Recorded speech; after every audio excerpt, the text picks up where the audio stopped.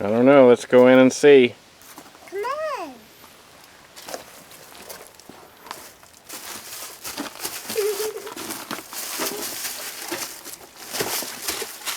Watch your step. Anybody home? There might be bear. Is there an animal? I don't think so. There's no bears that live in here.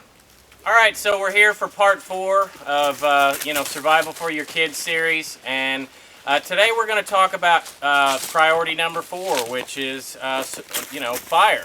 And fire is an essential element when staying safe and warm and dry in a wilderness survival setting.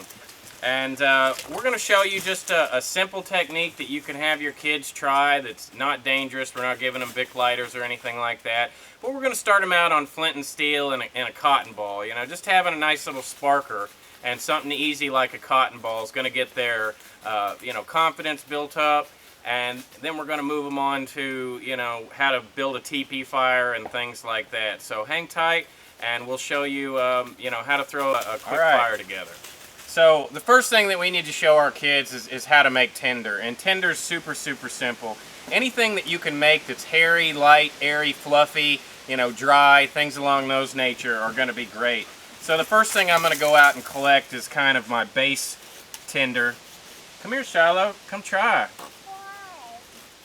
And I'm using her little butter knife and show how you can take this cedar bark and scrape it up and make fine little tinder. That's exactly what we want right there. And just show your kids how to process this stuff. And this is the first thing that you're going to want to put on your fire. And make sure you take it from the driest source that you can. This is where we find dry leaves at, but we got to be careful there's no bugs and no snakes.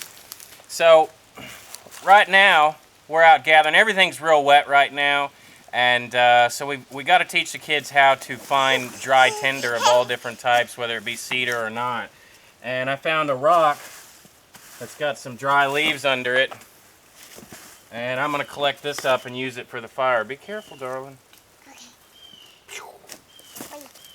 You better calm down. So right now, fixing to show Shiloh how to make a fire. And all this stuff is pretty damp, to be honest. I didn't spend a whole lot of time building this teepee.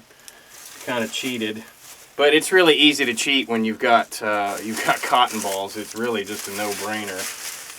You can't hardly screw them up. Yeah, throw the leaves in there. Throw them on top. Basically, what we did.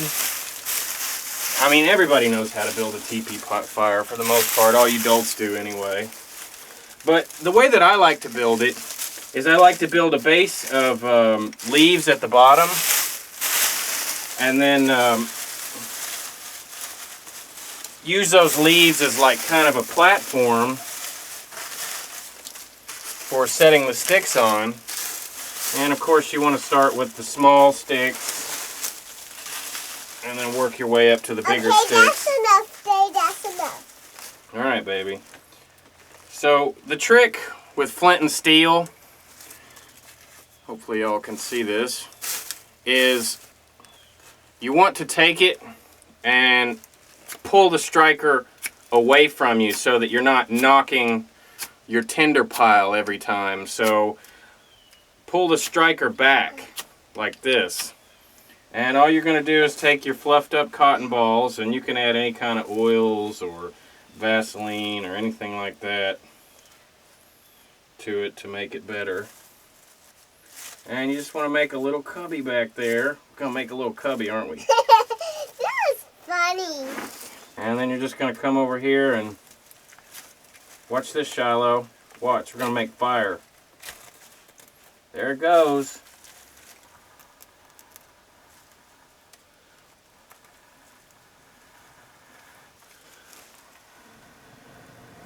Blow on it, Shiloh. We want to teach them how important it is to feed oxygen into the fire. And I'm going to show this little diamond blowing technique we recently did a video on. And this is great for wet wood.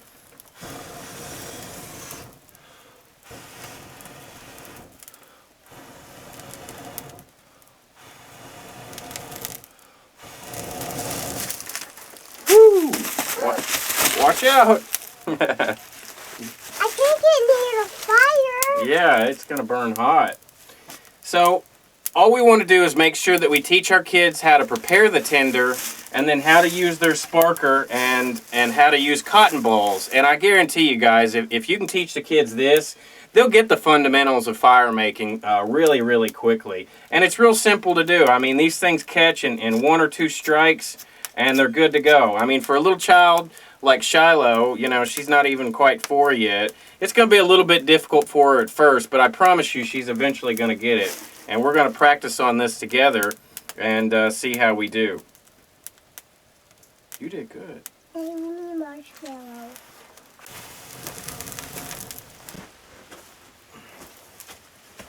So now that we've shown Shiloh how to build a fire, and we showed her how to dig a hole earlier so that she could get water to drink, now we're going to show how to use a stainless steel bottle to basically boil your water. I mean, there's nothing to it. Kids still need to be shown it, even though it's super simple. But this is the water that we plucked from the creek earlier. And we're just going to set that in the coals and let it heat up. And we just need to, you know, inform our kids about... Oh, are you thirsty? Do you want a drink? Okay. We just need to make sure that we inform our kids about the dangers of drinking water right out of a creek and how it can make us sick, and why we need to boil or use a sip well technique in case we're stuck out in the woods. So over the last few days, we have basically created the main priorities of survival, which is, you know, regulating your core temperature, you know, protecting yourself from the bugs, being able to procure water and make fire.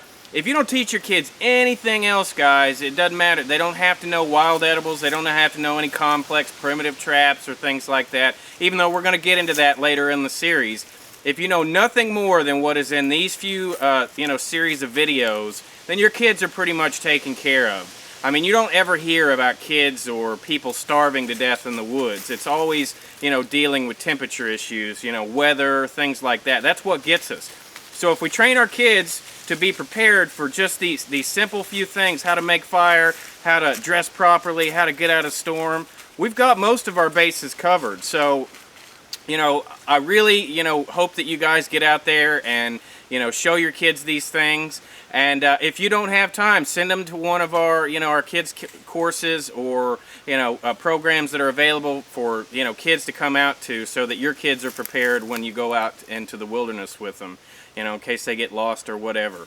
Anyways, we appreciate, you know, your commentary is also, you know, always, and we really appreciate it if you share our videos, guys. We put all this, you know, info out there for everybody's, you know, resources and help, and the only thing that we ask out of you is that you can, you know, share and put our stuff out on the web for us. And, you know, we appreciate your viewership. Thanks.